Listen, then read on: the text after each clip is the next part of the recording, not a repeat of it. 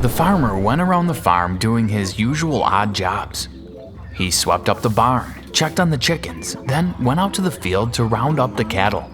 But as he entered the field, his jaw dropped. There, sitting silently in the middle of his field, was a plane. The farmer scratched his head in confusion as he stared at the massive plane. Yesterday, it hadn't been there. Had someone landed here just now? But why here? And why in this field? He decided to investigate things further and walked over to the plane. The staircase was open, so he climbed up into the plane. He noticed the side of the plane appeared to have just been painted over. He found this unusual, as why would someone paint a plane in his field? This was private property. It was dark and ominous inside the plane.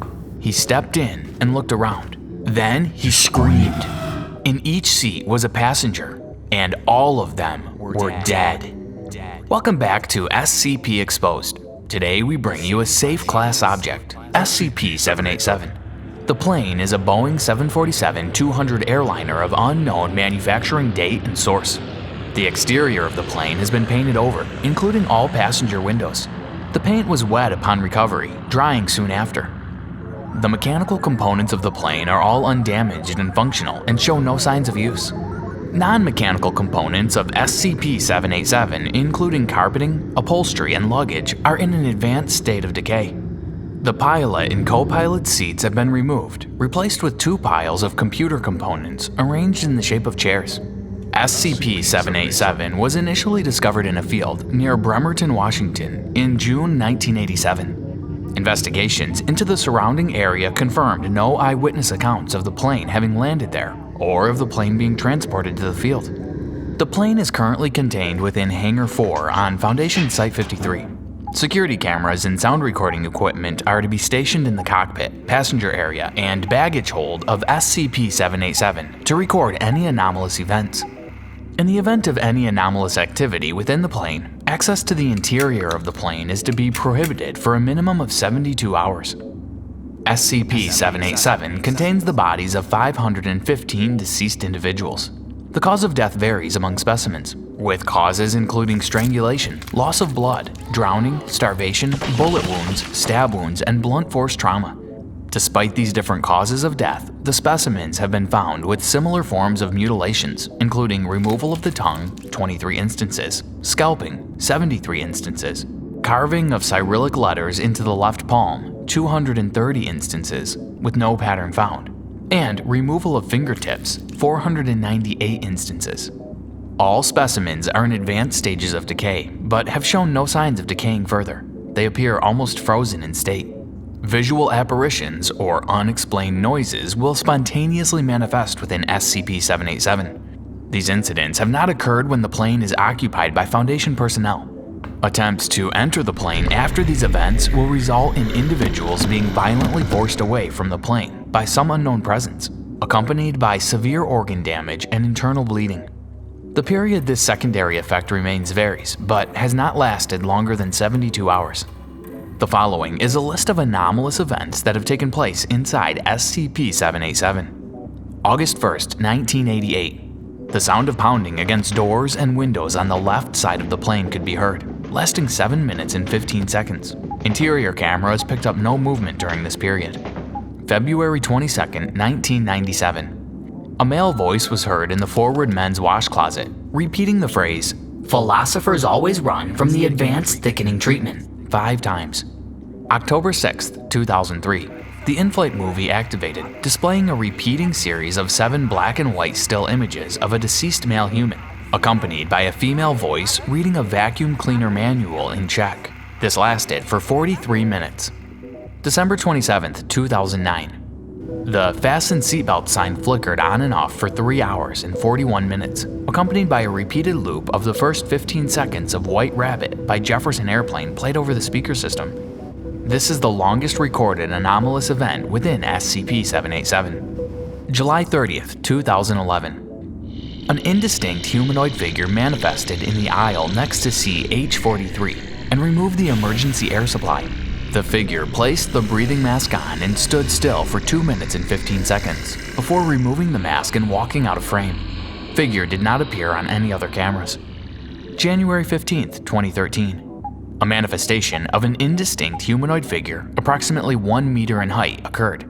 The figure sat in the co-pilot's chair for 3 minutes and 50 seconds, making soft whimpering noises, before vomiting onto the control console and exiting the cockpit. Examination of the vomit revealed traces of nitrous oxide, thorium, bird droppings, and 3 human fingernails. May 5, 2015. A female voice was heard throughout the plane saying, "For your comfort and enjoyment today, pancakes will now be served. Please do not leave your seat. Pancakes will now be served. Please do not leave your seat. Do not leave your seat. Leave your seat. Please, pancakes will now be served. Yay, pancakes." September 8, 2018. The emergency air supplies deployed and retracted repeatedly for 14 minutes 15 seconds, accompanied by screaming from a group of 10 to 20 people. Pitch of screaming shifted depending on the position of breathing masks. November 29, 2019. The internal temperature in the plane shifted from 20 degrees Celsius to 13 degrees Celsius over the space of 19 seconds, remaining at this temperature for 10 minutes and 29 seconds, before resuming the average temperature. Several of the passengers on the flight have been identified. However, many of them possess unusual cases, such as SCP-787A-112, a retired optometrist whose wife and children confirmed he had never boarded a plane in his life. He is currently living in Atlanta, Georgia. Subject was interviewed by Foundation agents on December 14th and was found to have no knowledge or memory of any anomalous incidents taking place. The same case applied for SCP-787A-99. She was an old school teacher. Her family recalled her going missing one day with no explanation or warning. She lived in Atlanta with a husband and 3 children. She even showed an aversion to flying at the time. Only around 47% of the individuals on board the flight have been identified, however. This is mainly due to mutilations of fingerprints and disfigured faces. However, the Foundation is currently working to identify more of the passengers. Of course, the families of those deceased have been given false stories as to why their loved ones went missing and passed away, to avoid questioning from the public. Another unusual discovery of the deceased individuals within SCP-787 is the fact that some appear to have existed from different time periods. One individual was found with a pocket watch that was only produced in 1949 and was discontinued in the same year. Others were found with outdated attire, and one man even had a newspaper in his coat pocket dated 1924. This time period does not align with the invention of the Boeing airplane, and thus Foundation personnel question whether these objects were placed to throw off the Foundation, or whether these individuals really were from the past. How they ended up inside the plane, however, is still unknown. In February of 2008, an examination of SCP-787's waste storage tank revealed an additional deceased individual, an Indian male approximately 30 years of age. Subject was in possession of the following: a 3-piece tailored suit, a surgical mask and rubber gloves, an unloaded Beretta DT-10 shotgun, 1 box of Tic Tac brand mints containing 14 cinnamon flavor mints, a switchblade, an Eye of Horus amulet constructed of recycled aluminum and twine, the plane's flight log, the coordinates -27.41, -122.70 were logged 5,478 times. A movie ticket for Return of the Jedi. The number 92 is written on the back in permanent marker. The deceased man did not display a similar state of decay as the rest of SCP-787 specimens. His cause of death is unknown. Foundation personnel wonder whether he is the overseer of the plane's manifestation, but this does not explain why he is dead, or how the plane appeared in the field in the first place.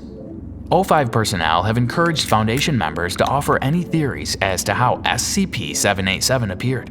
So far, only a few stand as possible origin stories. The plane is actually an extreme decoy to hiding murder victims. It is a dimensional anomaly, perhaps of parallel universe sources, which could explain the different time periods of the passengers and the anomalous events such as people speaking and shouting. It is of extraterrestrial origin. However, there is a lack of evidence to back up this theory.